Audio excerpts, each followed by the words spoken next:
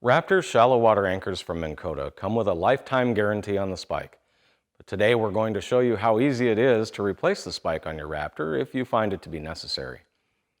For safety reasons, we recommend putting the Raptor into maintenance mode while replacing the spike. This will prevent the Raptor from being accidentally deployed while you're working on the replacement of the spike. First, position the Raptor so that the end of the spike is about a foot off the ground. This will make reaching the hardware easier when replacing the spike. Put the Raptor into maintenance mode by pressing and holding the pair maintenance button until you hear 3 beeps and the blue LED turns on. Next, using two 7/16" socket wrenches, remove the 2 stainless steel bolts and brass nylock nuts from the upper knuckle assembly. Once these bolts are removed, you should be able to freely slide the spike out of position. If necessary, there is a small opening at the top of the upper knuckle. You can use an 1/8" punch here if necessary to assist with removing the spike from the upper knuckle. Next, place the new spike back into the upper knuckle. Note that there are 2 alignment grooves near the top of the spike.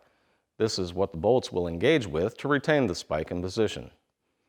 If you received a spike replacement kit, you would have received 2 new 1/4-20 by 1 3/4" long bolts and brass nylock nuts. Discard the old hardware and use the new hardware that was provided with your kit.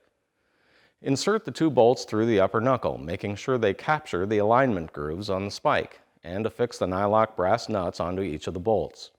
Next, using 2 7/16" socket wrenches, tighten the bolt and nut in a clockwise direction to secure the nut.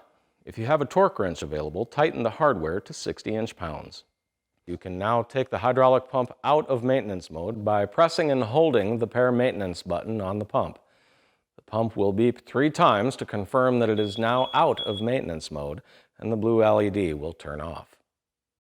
For more information and instructional videos, be sure to visit our website at minnkotamotors.com and find us on YouTube under Minn Kota Motors.